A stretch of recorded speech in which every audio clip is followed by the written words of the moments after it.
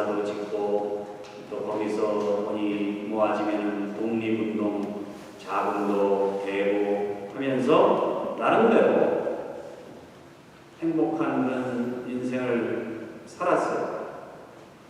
그런데 1937년 어느 날 갑자기 스탈린이 명령을 내렸는데 무슨 명령이냐면 연해주에 사는 코리안들 전부 다 중앙아시아, 우즈베키스탄, 카자흐스탄 이쪽으로 전부 다 보내라고 명령을 내렸어요. 그래서 하루아침에 잘 갈아놓은 밭, 이제 곡식이 이제 나기 시작한 그런 밭을, 논을 다 뺏기고 하루아침에 서로 인사도 못 나누고 동네 사람들끼리 124개의 객차에 전부 다 몸을 실어가지고 6,000km, 한 4,000마일 되는 그 거리를 이제 향해서 이제 떠났습니다. 이유가 뭐냐? 러시아와 일본 사이에 이제 전쟁이 벌어지려고 하는데 이 코리안들은 생긴 게 꼭 일본 사람들이라요. 그러니까 첩자 노릇을 해도 구분할 수가 없으니 이 사람들을 격리해야 된다는 거예요. 아주 기가 막힌 이유죠. 그래서 이 고려인들을 전부 다 중앙아시아로 끌고 갔는데 실제로는 그 중앙아시아의 당시에 기근이 들고 전염병이 돌아서 200만이 죽어요. 그러니까 그 광활한 영토에 농사 지을 사람이 없는 거예요. 거기가 이제 벼농사하고 양파를 비롯한 채소를 심어 먹는 데인데 벼농사하고 채소 농사를 누가 제일 잘 짓나 보니까 코리안들. 그러니까 이 코리안들을 전부 다 강제로 거기서 쉽게 얘기하면 노예로 부려먹으려고 중앙아시아까지 6,000km를 강제 이주시킨 겁니다. 그래서 스탈린 자료에 의하면, 그 정부의 자료에 의하면 22만 5천 명이 그 객차에 몸을 실었어요. 그런데 중앙아시아에 도착한 사람들 수를 헤아려 보니까 17만이에요. 5만 5천 명이 사라졌죠.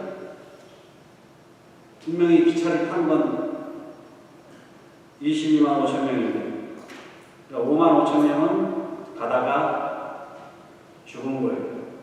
질병으로, 그리고 도주하려고 하다가 총 맞고. 이런 질문이 남아 있습니다. 열차가 멈출 때마다 우리들은 부끄러운 줄도 모르고 우르르 기차에서 뛰어내려 철로변에서 대소변을 보았다. 기차가 떠나면 가족들과 헤어지지 않기 위해서 볼일을 중단하고 허겁지겁 다시 기차에 올라탔다. 우리는 스스로를 짐승으로 여기고 있었다.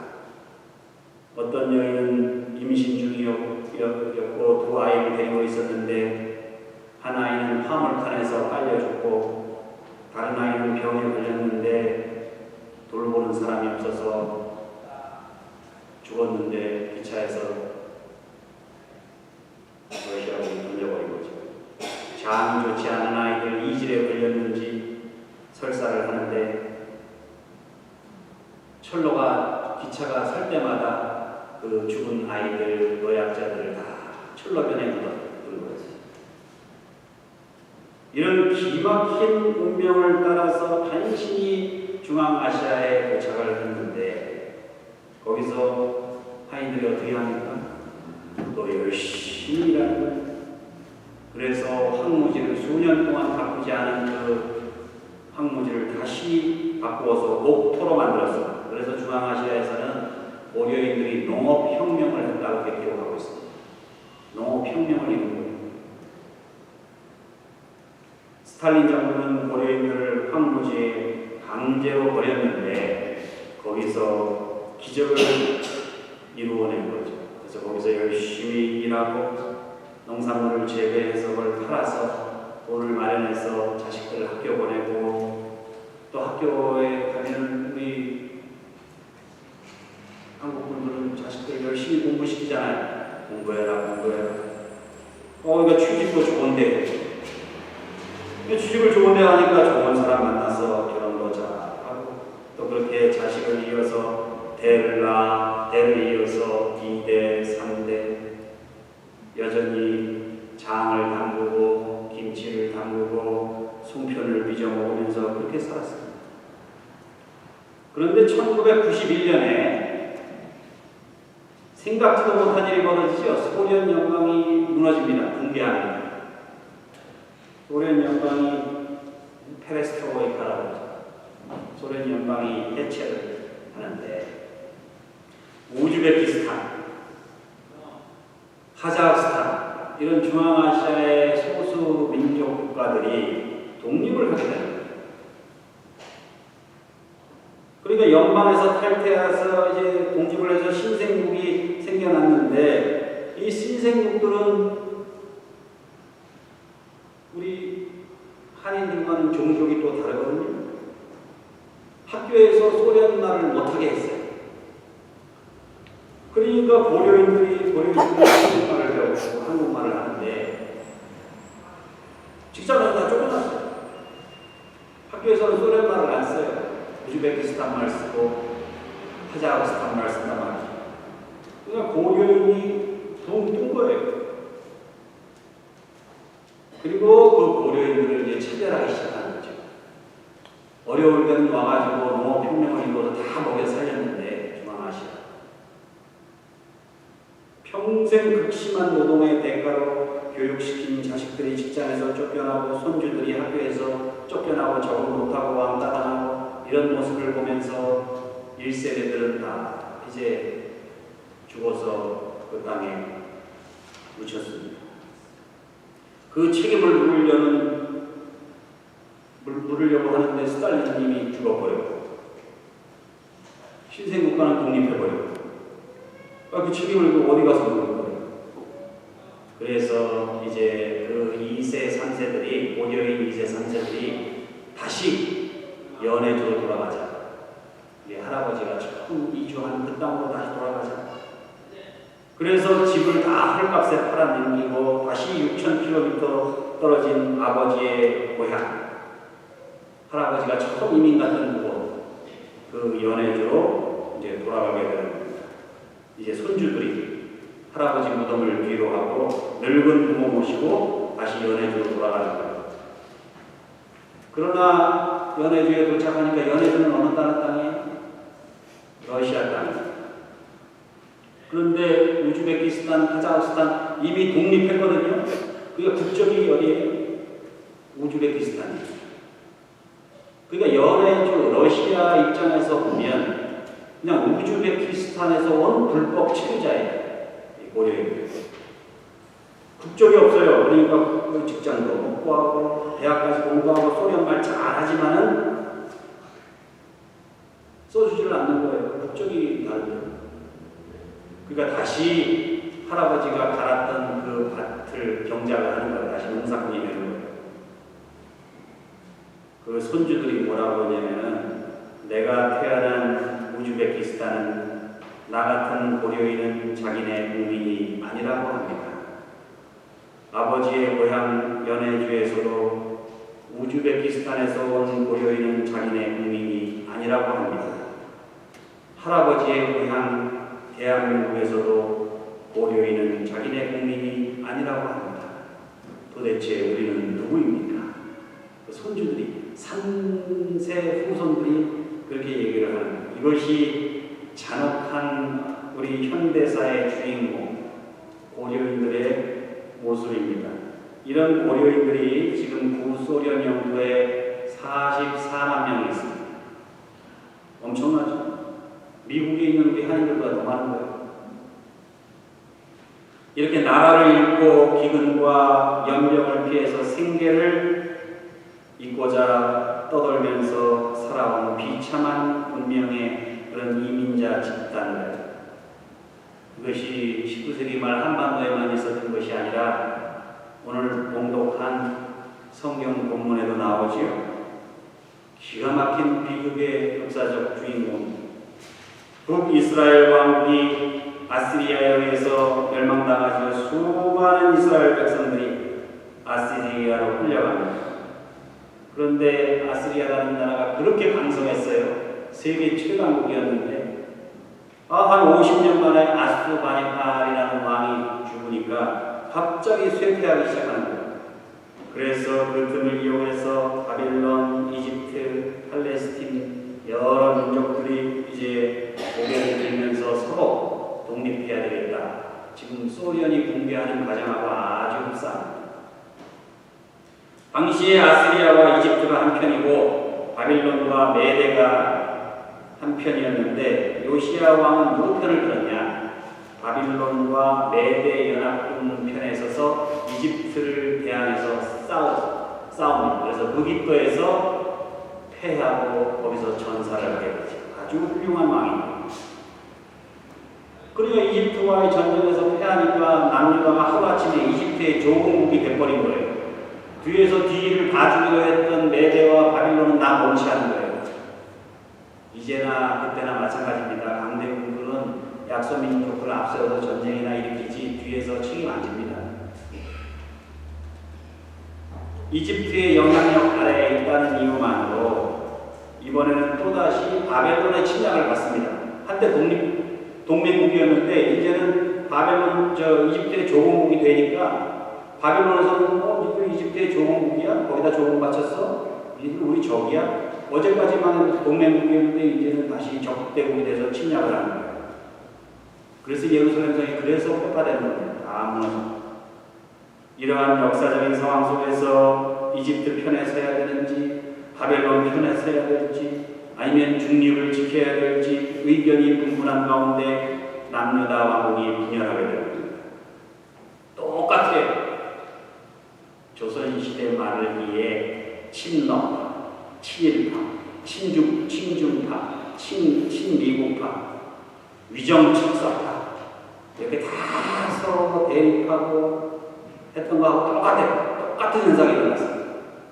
결국 국제 정세를 잘못 판단한 왕들이 가장 강성하게 성장했던 바빌론 왕국을 배척하는 정책을 택하는 바람에 화가 난 느부갓네살 왕이 예루살렘을 침공해서 왕궁을 다 불태워버리고 예루살렘 성전을 다 무너뜨리고 왕의 두 눈은 칼로 뽑아가지고 길바닥에 떼굴떼굴 던져버리고 그 귀족들과 다 끌고 가는 거예요. 줄줄이 쇠사슬에 묶어가지고 이렇게 해서 이스라엘 남유다 왕국이 멸망하게 되는 겁니다. 이로부터 유대인들이 무국적자가 돼가지고 2000년을 떠도는 거죠. 그 이후로 마치 고려인들처럼 오늘 본문에는 이런 자기 백성들을 위하여 겉옷과 속옷을 찢고 손을 높이 들고 하나님께 기도하는 에스라의 기도의 내용이 나옵니다. 그 내용이 첫 번째, 자기 백성들이 이렇게 된 것은 다 우리 자신의 책임이라는 통곡을 합니다. 말하기를 나의 하나님이여 내가 부끄럽고 낯이 뜨거워서 감히 하나님을 향하여 얼굴을 들지 못하오니 이는 우리 죄악이 많아 정수리에 넘치고 우리 허물이 커서 하늘에 미침이니이다. 우리의 죄하고 말미암아 우리 민족이 당하는 이 고난, 이 고통 이것이 바로 우리의 죄악 때문입니다. 이거를 철저하게 고백하고 있고 여러분 역사적으로 우리가 당하는 그런 고통과 환난의 책임이 어디 있습니까? 그것이 다른 나라, 다른 사람들에게 있다고 생각하는 한 절대 문제를 해결할 수 없는 거죠. 처절하게 나 자신, 우리들 자신의 모습을 되돌아보고 회개할 수 있어야 된다는 사실입니다. 북쪽의 백성들은 중국으로 러시아, 남쪽의 백성들은 일본으로 멕시코로, 미국으로 징용이나 품팔이로 다 떠나보내야 했던 시절이 있었죠. 그 모든 것이 바로 힘없이 분열하고 원망하고 불평했던 우리들 자신에게 있다. 이것을 에사는 처절하게 고백했습니다. 두 번째, 이런 백성들의 현실에 대하여 우리들의 눈을 밝혀달라. 이게 에스라의 기도입니다. 이제 우리 하나님 여호와께서 우리에게 잠시 동안 은혜를 베푸사 얼마를 남겨두어 피하게 하신 우리를 그 거룩한 처소에 박힌 목과 같게 하시고 우리 하나님 우리 눈을 밝히사 우리가 종로를 타는 중에서 조금 소생케 하셨나이다. 우리의 눈을 밝혀 주옵소서. 우리 국제 상황에 대해서 우리는 눈을 떠야 됩니다. 우리가 어떤 상황에 처해 있는지. 에스라는 하나님께서 당시 국제 상황으로 뿔뿔이 흩어진 백성들의 현실에 대해 눈을 밝게 해 주시옵소서.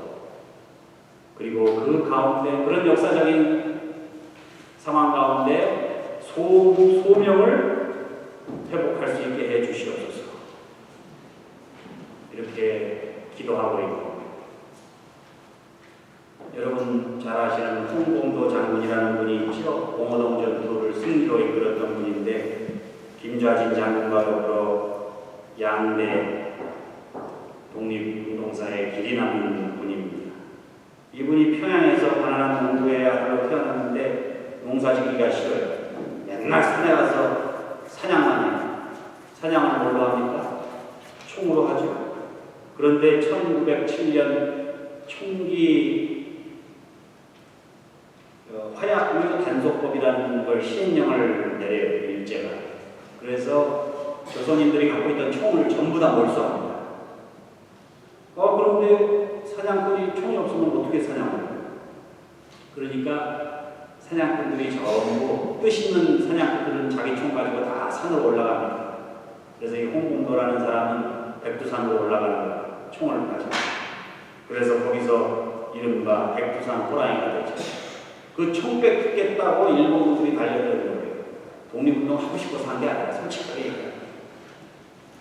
내가 왜 일본 사람한테 내 총을 뺏기냐. 총 안 뺏기려고 싸우다 보니까 그게 독립운동이 된 거예요. 이 양반이 70세에 그 124개의 백차 중 하나를 강제로 거기에 실려서 카자흐스탄으로 끌려갑니다. 홍봉도 장군이. 거기서 고려극장이라는 극장이 하나 있었어요. 크질 오르다라는 그 시내 조그마한 도시에 극장에서 극장에서 가끔 뒷구멍으로 들어가려는 사람 잡아가지고 혼내주는 그런 일을 하다가 해방되기 이틀 전에 돌아가신 홍봉도 장군. 나라를 잃고 설당을 잃고 생계를 후려했던 그 고려인들, 그 가운데 우리가 정말 역사적으로 남을 만한 그런 인물들이 그 중앙아시아 그 쓸쓸한 이 땅에서 그렇게 비참하게 죽어간 거예요. 나라를 잃고 아시리아로 바벨론으로 떠돌아야 했던 이스라엘 민족들의 그 구슬픈 역사에 대해서 눈을 뜨게 해주십시오. 이게 에스라의 기도입니다. 마지막으로 세 번째, 그 백성들을 위하여 울타리를 주신 하나님께 감사합니다. 이게 에스라의 기도예요. 우리가 비록 노예가 되어 싸우나 우리 하나님이 우리를 그 종살이하는 중에 버려두지 아니하시고 우리 하나님의 성전을 세우게 하시며 그 무너진 것을 수리하게 하시며 유다와 예루살렘에서 우리에게 울타리를 주셨나이다. 그런 비참한 처절한 역사 가운데에서도 울타리를 세워주신 하나님. 그래서 그 이스라엘 백성들을 지켜주셨던 하나님, 그 하나님께 감사합니다. 이렇게 기도하고 있습니다. 현재 연해주에만 1만 명 이상의 고려인들이 불법 체류자로 살아가고 있습니다. 그래서 이분들이 탄원서를 냈어요. 대한민국에서 혹시 받아줄 수 있습니까? 그랬더니 대한민국에서 뭐라고 했냐면 공식적으로 1948년 이전에 한반도를 벗어난 사람들은 우리 민족이 아닙니다. 그게 제외동법이에요. 가난과 제국주의의 수탈에서 지켜주지 못해서 떠나보낼 수밖에 없었던 거 아니에요? 그게 그 사람들 책임입니까? 나라를 되찾기 위해서 그 타국 땅에서 푼푼히 모은 돈을 가지고 임시정부 세우고 했던 사람들이에요. 그 사람들. 그런데 대한민국에서는 당신 48년 이전에 나왔기 때문에 아니라는 거예요. 당신 할아버지는 우리 민족이 아닙니다.